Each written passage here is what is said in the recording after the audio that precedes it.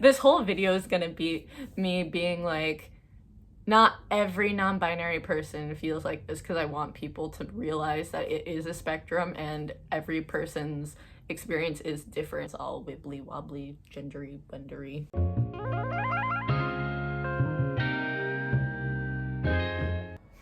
Hello everyone, welcome back to my channel. If you are new here, hi, how are you? If you are coming back, thank you so much, I appreciate it. Before we get into the video, I just want to remind you guys to like, comment, subscribe, do whatever it is you do if you want to see more LGBTQ plus content from this space right here. So let's get into the video.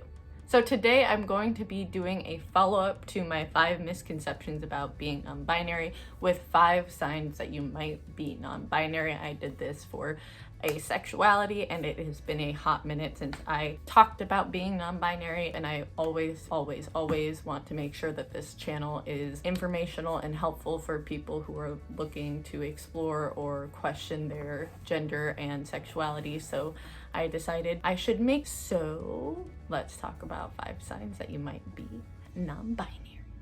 So the first sign is kind of one that people talk about a lot. It is childhood signs. So a lot of people, such as myself, will look back on certain events and certain feelings and certain incidences when they were kids and growing up being a teenager and be like, oh, I genuinely should have known that I wasn't cis. For me, a lot of it was not understanding the social structures of it when I was younger, and then going through puberty, starting to not feel connected to my body in any way, starting to really hate the fact that I had a chest and hip. Always being called a woman just made me super uncomfortable. Everyone's experiences are different. Everyone has different forms of dysphoria or lack thereof. That can be one of the best signs, looking back and being like, oh, I should have realized this a little bit sooner. The second sign is that you are uncomfortable with gender-specific roles. I know personally I have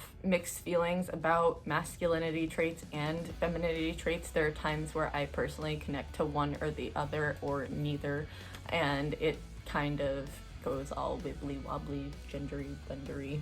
So feeling like you don't connect to either or you connect to both. Obviously, being non-binary is a spectrum. There are people that connect to being a man. There are people that connect to being a woman. It's just not a full connection. One of my favorite things to do is to talk to other non-binary people and figure out like what I feel connected to, what I don't feel connected to. Not feeling super connected or feeling connected to both is a really good sign that you might be non-binary.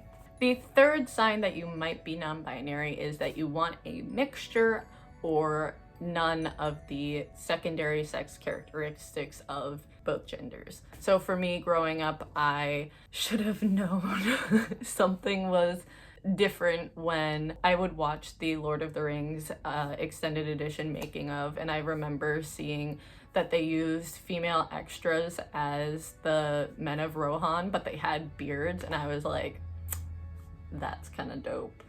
That's amazing. And then going through puberty, I really wanted an Adam's apple, and I wanted that leaner, like no hips, no chest look. Those kind of signs, for me personally, I should have looked back on and gone, oh, well, I am not cis. So signs kind of like those, and wanting a mixture of, or people not being able to recognize you as either gender, is a really good sign of being non-binary. The fourth sign that you might be non-binary is you get weirdly excited when someone calls you the opposite gender that you were assigned at birth.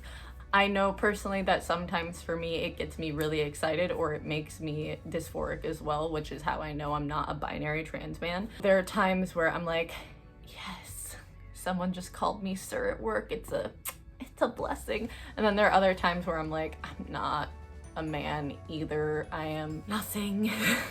It's a nice change of pace than being called miss all the time. It can get really tiring, and like I said, depending on the day, I don't really mind that either. And then other days I'm like, literally shut up, like I'm not that, stop calling me that.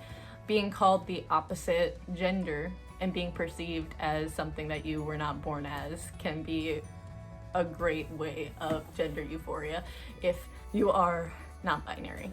And then the fifth sign that you might be non-binary is to kind of piggyback off the last one, that you're not comfortable being associated with the gender you were assigned at birth or the gender that is opposite of the gender you were assigned at birth. Again, non-binary is a spectrum. There are people that lean more towards womanhood and there are people that lean more towards manhood or fluidity or none at all. So it all depends on you and what you are feeling. Knowing that you wouldn't really be comfortable being perceived either way is a really good sign that you might be non-binary. So thank you so much for watching this video. That is it for me today. I hope you guys got something out of this if you are exploring your gender and looking for signs that you might be non-binary. I always say, like, it doesn't hurt anyone if you want to use labels and then decide that they were right for you or they weren't right for you. It's all about your personal journey and growing and figuring out who you are. You are always valid, you are always loved, and there is a support system out there that will completely and utterly support you. I hope that helped you guys, and I'll see you guys in the next video. Bye.